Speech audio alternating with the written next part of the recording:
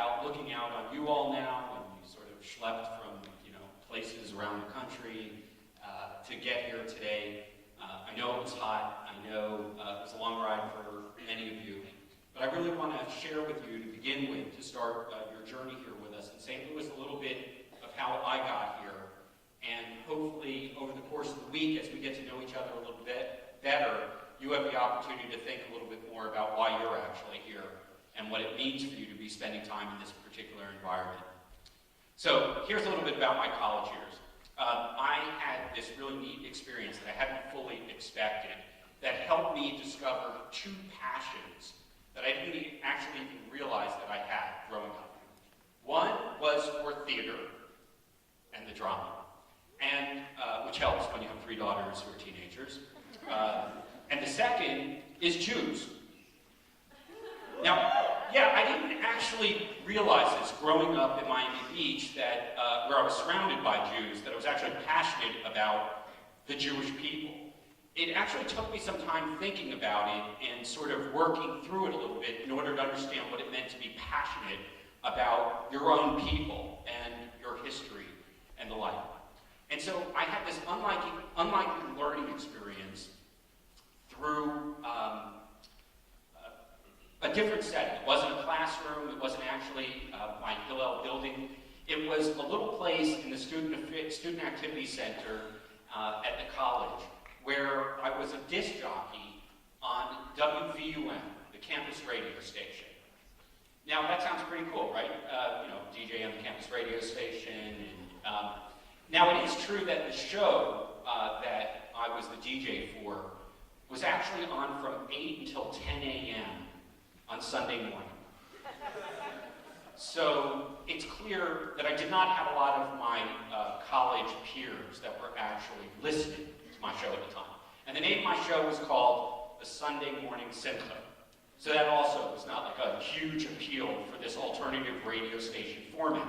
Actually, WVM was born when a group of students who were broadcasting a pirate station from on top of their dorm essentially got a cease and desist order from the Federal Communications Commission in Washington, and they were told that they couldn't do that. And so, of course, it was a big story in the school paper, and they had to come up with some kind of a compromise that ultimately the university figured out how to give us a little space in a radio booth in the Student Activity Center next to our Rathskeller.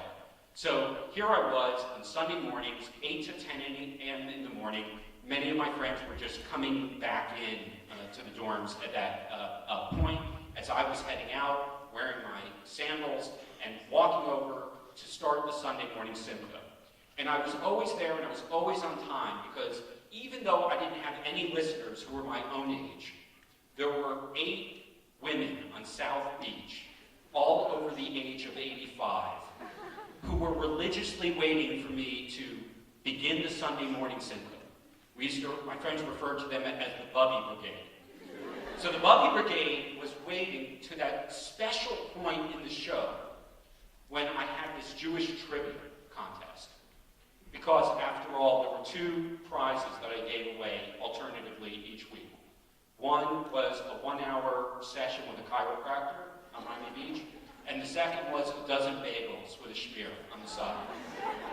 So, with this great prize as an attraction to my loyal listenership, I would always bring with me a couple of books, and the books that I sort of used as my cheat sheet, or what I always look for a little trivia contest, came actually from a professor who's from this very town, from St. Louis, a guy by the name of Max Demont, who wrote a book that became a bestseller back in the 70s and 80s called The Jews in History. And then in 1984, when I was in college, he wrote a second book called The Amazing Adventures of the Jewish People.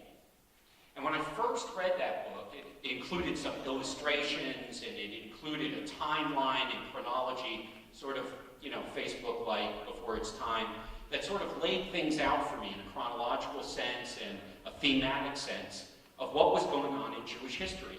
And I never really understood, beyond the sort of Bible stories and things you got in Sunday school, exactly what the contributions, what the significance of the Jewish people were to all of humanity, let alone to my own family or my own identity.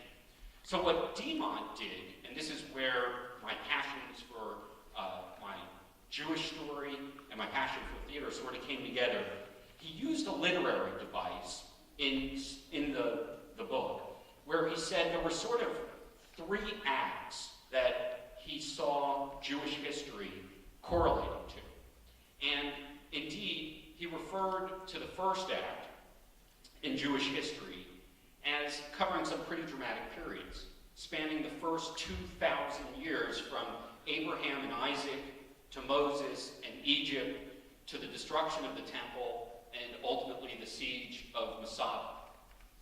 The second act also had a lot of drama in it. It recounted the period when Jews were in exile in Babylon, all the way through the social advances of the period of the Enlightenment and the Jewish Haskalah, as well as some pretty tough pages in our history that involve physical threats to our community.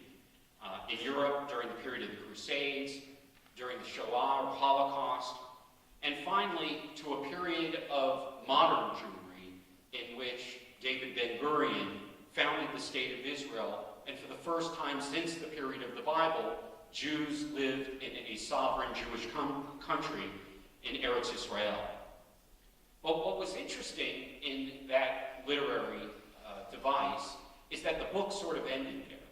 And the book said, now we are in the third act.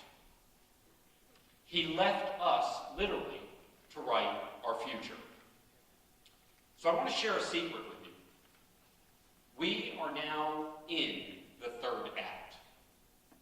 Now, I know no one's told you that, and no one's actually said what your role is. So I want to explore that even further. Because what I like about trilogies or series is that they often follow this literary pattern. Think about this. Think about your favorite series, whether it's Star Wars or Batman, Hunger Games, Lord of the Rings. The first installment presents the characters and context, so you get familiar with them and you understand their sort of character and their content. The second part provides the major conflict and ultimately resolution. But it's really only in the third part, when you can tie it all together and allow for us to make some sense out of the whole story. So even more, after taking a peek behind the curtain, I can tell you that we actually have no idea what the third act entails. We don't know which characters are going to be there, what plot twists may arise, nor do we know the exact setting.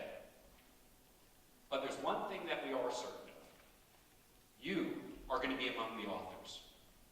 Each one of you has a part in co-authoring this next journey of the Jewish people. This is your act, your chapter, and it's time now that we begin to write it. That's exactly why we brought you here to St. Louis today. Now, as we think about beginning to construct the third act together, the first thing we need to do is sort of get an accurate depiction of what the present day, current day looks like. So we're about to conduct one of my favorite exercises that I like to do as I travel around universities where Hillel operates around the world. Hillel, as you heard earlier and saw on the slides, operates around the world from Siberia to Stanford. We have Hillels now, they're opening this year even in Berlin. We have 11 Hillels in Israel, and we have Hillels in South America, in Russia, in the former Soviet Union, in places where Jews were not even allowed to practice openly, even within your own lifetimes. So now, what I'd like you to do is do the exercise that has been conducted by students as part of the third act. In front of you, you have a primitive, technological, creative tool. I'm not talking about your cell phones. I'm talking about the crayon. Please take out the crayon. And as you feel it and hold it and smell it, but please don't eat it, remember that lesson from early on. I want you to remember a period of your own creativity. And using the crayon and the sheet of paper that we gave you, I want you to actually take about a minute where you will draw the Jewish world, either using images or symbols or words or phrases in whatever language you want or in whatever way you want to do it, to describe the Jewish world as you see it today. So whether or not you're a fine arts major or a poet or however you like to express yourself, just take the next few minutes now to literally pull out the crayon, jot down some ideas or thoughts, and then we'll check back in. Go ahead and play the theme music, but not the Olympics.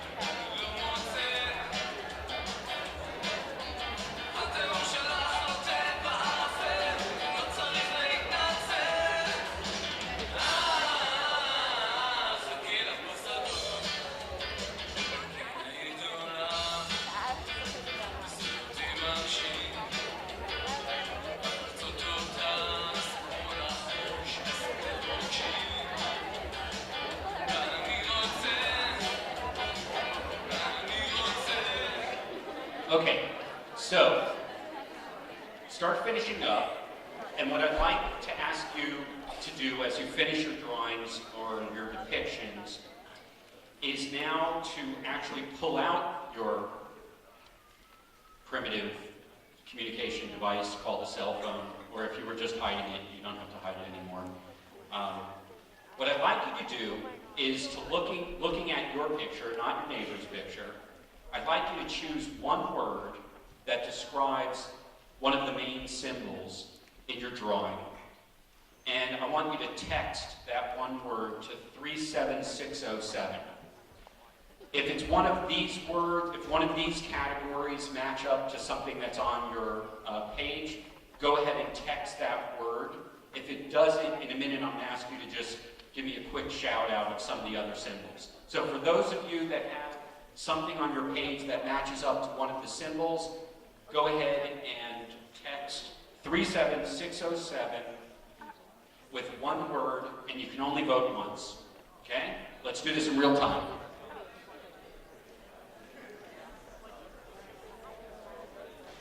Anyone else want to, while we're doing this, shout out to a symbol that's not up here represented? Unity. Culture. Tradition. Journeys. Say again? I can't hear you. God. Jew camp. All right? Sorry, it took me a couple times. Got something? Love. I've got a heart on mine too. Okay. Okay. Let's see what we got here. All right. So you got the idea. Let's do a different kind of survey. So 30% Israel. Let's do a survey monkey in real time. With your left hand, how many of you have actually visited Israel?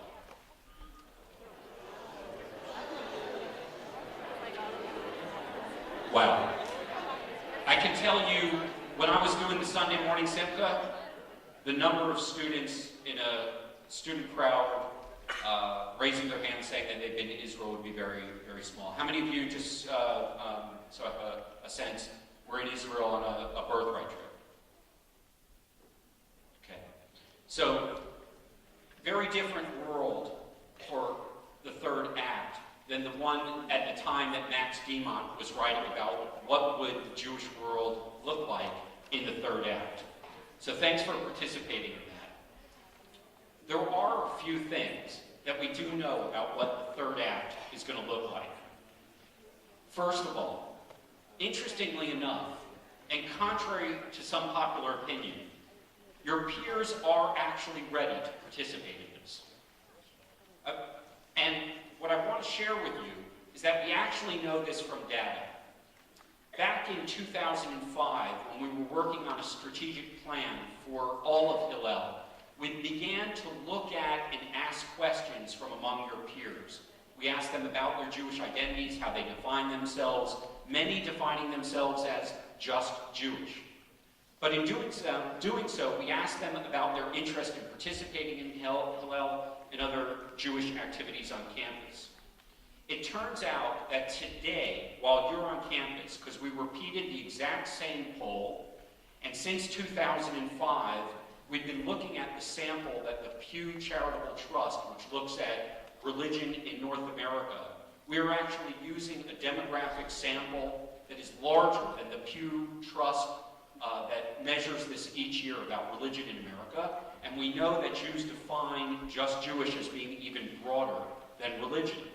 So we have a lot of information on this. Today we know that 45% of Jewish students on campus, based on our sample, have actually participated in more than one event sponsored by Hillel, and that over 74% of Jewish students view Hillel favorably. How do you think, in the latest survey about the popularity of Americans with other institutions, from the little shtetl that I'm from, Washington, D.C., the popularity of the institution of Congress, what do you think their favorability rating is at? 13%. This month it's at 12%. So they have a ways to go. These immense increases that we've seen between 2005 and 2012 have been a result of some really interesting trends in Jewish life and some successes about what we found out about you and your peers. What's been behind these successes? In large measure, one of the major contributing factors has actually been the people who were in your seats last year and the years before that. It is because the students who became leaders and engagers, and it will be because of you and all of your friends, whether from class, from fraternities and sororities, from bands that you're in, intramural activities, service activities that you're involved in on your local campuses. It's not just people who come on Friday night to Friday night dinners at Hillel. It's not just people who view Hillel through a single lens, but it's through all your social networks and the people that we can actually reach that become interested in figuring out their own Jewish identities. These and you all are actually the actors in the third act. So what else do we know about the future adventure of the Jewish people? It's definitely going to involve some technology, and different technologies. You are not going to probably write with a pen and paper in the way that Max Demont did, but probably with an iPad or Facebook or Twitter. Without a website or an app, I'm not sure that your new chapter will necessarily come to fruition. But it's also important to remember that we cannot merely rely on social media or the coming of some killer app for everything. It is actually the importance of personal engagement, which I believe is actually as important, if not more important, than it was 50 years ago. So what is it that's going to hold this new book together? It's not going to be a flashy PowerPoint or the newest media fad, but instead it is going to be the personal networks which you develop during your university's years, and which we hope through Hillel we can help you begin to build and cultivate. What it boils down to is that is why we want you here with us. Whether you are on your local Hillel board or whether this is your first time getting involved with Hillel, each one of you is a part of this growing global network, and each one of you connects to many of the other students and networks on your campuses. As I said, the key to maintaining these extremely powerful networks is the person-to-person interactions. Now, how much impact can these interactions actually have? I want to share with you a couple of inspirational stories from students who I've met along this journey in the past couple of years. The first actually relates to the piece of music that was playing while you were drawing. It's from an Israeli band that I used to play on that radio show called Machina. A few years later, a student at Duke University named Neital created as a student documentary called Machina, that was a reference to the fact that high school students in Israel liked this band. And what she used with the music playing in the background was a very interesting documentary about her own cousin, who was going from high school to enter the Israeli army at the end of the summer. And the movie was a documentary that captured the hearts and minds of many students, not only at Duke, but she then took the film on the road and began to share it at a number of different campuses around the country. And because of the self-confidence and the great response that she received from many student audiences, once she graduated, she went on and won a student documentary award to do her next film, where she went off and spent a year in South Africa, did a documentary on the AIDS crisis in South Africa, which was later screened only a year after her graduation at the United Nations for a conference on AIDS. And she points to the exploration and the self-confidence that she built during that student project as very much leading to that trajectory after graduation. A second story I want to share is from a guy who was our Hillel student president at UC Santa Barbara, a guy by the name of David. David, when he graduated from his experience in college, realized that his friends in their 20s at that point who were single and looking for something Jewish to do after they graduated were not actually inspired by the different offerings that they found in the community where he was living at the time. So instead, he came up with a model where he actually found a way to subsidize the rent of recent alumni living in a number of cities around North America so that they could actually live together and actually be producers and using their social networks to organize other young professionals and singles in the community to come together as part of a Jewish community. The name of that program today is Moishe House, and it exists not only in North America, but in Europe and Asia and other places where a lot of your friends and peers upon graduation end up traveling and spending time at the beginnings of their career. The final story I want to tell you actually comes out of a program that Johanna made a reference to earlier, Ask Big Questions. And I think over the course of this week, while you're here with us, you're going to meet students from over 19 campuses that are participating in this Hillel initiative called ABQ, or Ask Big Questions. Now, I'm sure a lot of you are familiar with big questions, and you think about that from classes, regardless of what your major is. But let me explain an insight that a group of students, started by a woman named Lexi and her Hillel rabbi at the time at Northwestern, Josh Fagelson, who's here with us this week, that they learned during their exploration. They learned that there's actually a difference between what goes on in many of their classes over hard questions. Hard questions are questions that require expertise or experts in order to answer. Like, you need an expert to know how to split an atom, right? You need someone who can inform that information, and it's pretty hard. You go to class and you figure that out. A big question, on the other hand, is a question that every single person from their own life experience has the ability and capacity to be able to ask and to explore answers and to gain a new understanding from. So Ask Big Questions started out with a group of students just putting up a banner that's with the question, who am I responsible for? 6:30, auditorium on campus. 300 students show up with no marketing, with no advance notice, with no sense of who was sponsoring or whether this was a Jewish event, a Hillel event, or otherwise.